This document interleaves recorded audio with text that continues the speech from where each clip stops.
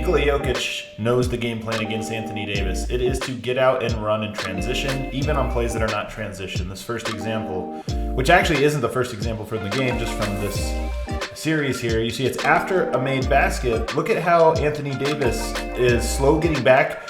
So Jokic waits for him. They're not getting a fast break out of this, but he pins him up at the foul line and he pins himself in between the basket. So Aaron Gordon knows what to do, throw over the top. And just with that pass, look at how much ground Jokic is able to kind of make up. All right, pass comes in, and now I'm catching it in the restricted area. So this just becomes a little bunny. Jokic actually misses it, but it's okay. Turns it into the and one. Let's take a look at this one, which actually is in transition. Buried under the basket and run. Before Anthony Davis takes his first step, Jokic created 5 feet of separation and only grows from there. Now he's inside. Scramble the defense, collapse the defense, and find Michael Porter. Another one here. AD goes hard for the offensive board. So now we have a transition. Jokic knows what to do. Or Aaron Gordon knows what to do. Get to the basket, collapse the defense, and again, Anthony Davis just tired. He can't run the way Denver can all game. And then, of course, Anthony Davis hits the ground about 15 times a game. And when they play the Nuggets, probably half of those times he hits the ground, it becomes something like this the other direction. Jokic and the Nuggets just know that's one area you have a huge edge, and they make that edge as big as possible. And then right here, a step back. If I'm a Lakers fan, I'm sick to my stomach of Anthony Davis settling for that shot, which obviously is going to lead to a fast break and a foul the other direction. And then forget transition, even in the half court, AD working so hard, and people say he's not fast. I mean, just blows right by him for an easy layup. I love this play by Jokic. It's just a one-off play. He does this stuff a lot. When we talk about having great hands, look at the hands on this. Ball's in the air. He's getting sandwiched by 2 defenders, so he passes to himself by just tipping it in the air to the other side, and now it's a layup. I mean, nobody else does this kind of stuff consistently. Jokic is always doing it. Biggest storyline, our most meaningful one, was the bench unit, and just watch all of the switches. 2 switches already. They try to go inside, and then it's scramble mode. Rotations on point, Peyton scrambling around, great contain, and then just so much length.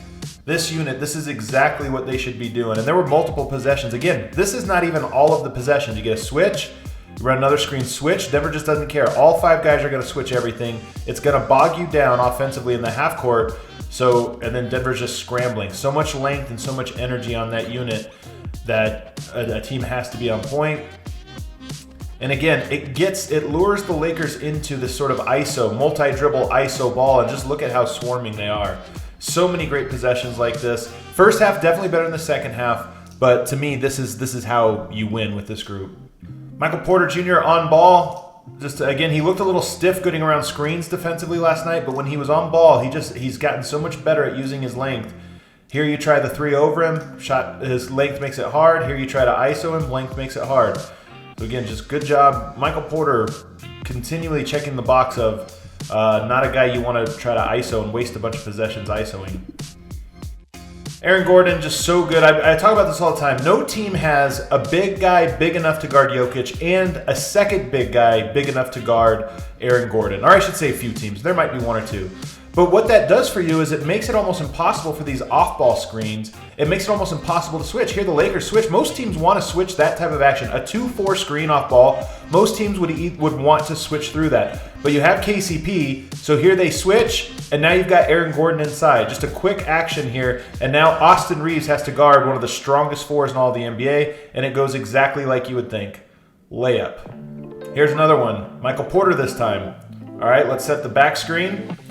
Switch, and then slip inside. They don't call this foul somehow, even though with the broadcast you could hear how loud it was. But nonetheless, the point remains the same. I thought Jamal Murray did a great job being the point guard of the second unit in certain possessions. They ran Reggie with the ball in his hands a decent amount. To me, this should always be Jamal. The Nuggets, in the playoffs it almost always is. In the regular season, I think they try to take the ball out of his hands a little bit. But the possessions in the half court that featured Murray on ball almost all look like this. He's just so leveled up, split the defense, behind the back pass, get it around the horn, and of course the knockout punch to end the first quarter. Jamal knew it too. He's just Jokic-esque, setting the table now. And I hope that as the season goes on and he gets in better shape, he's handling more and more of the possessions as the point guard. And then let's get to this final play, which was just such a doozy. Nuggets closing lineup, up 7 points. You're comfortable, 5 minutes to go. Watch how quickly they put this whole thing away. Little Ram screen. KCP comes up, goes through, get it to Jokic on the elbow, and it's just split action. You've got Shooter in the corner, you got AG along the baseline, and we're just running split action. This time Murray's going to screen for KCP. The split action could go either way. Murray setting the screen, KCP setting the screen. This time it's going to be Murray setting the screen. He's going to curl tight off of this one. Again, he has reads he can make. He could come off of the handoff. He can back cut. Instead, this time he's going to curl cut. Gets a little bit of a hang up on the switch. And as a result, Jamal Murray knows what to do in the clutch. Knock down the easy three. All right, you're up 10. Let's go do this again. Same play. Let's see how they run the split action this time. Inverted. This time KCP is the one setting the screen. And then he releases into the dribble handoff. So now you think about a defense who's thinking, okay, next time we're just going to switch that. Well, now they're running it different, so your anticipations are off. And KCP comes around, generates just the tiny amount of space, knocks it down. 12-point game. Very next possession. Same thing, ram screen. Split action, this time KCP again. It's going to set the screen. Holds it, and then now he cuts. Instead of coming off the curl, he's going to cut. Murray over the side. And, of course, the defense steps up. We talked earlier about Aaron Gordon being in the dunker. So you get the corner, and now LeBron thinks step up and stop it. And, of course, the blast play is a dunk. So you get a wide open three, wide open jumper, wide open dunk. Demoralizing way for you to go down. Same action, especially off the exact same action. This time, there's no entry. Murray's just going to go right into the pick and roll. Same play, different read, and what happens? We get ourselves a wide open corner three from one of the best three-point shooters in all of the NBA. Aaron Gordon's pumped.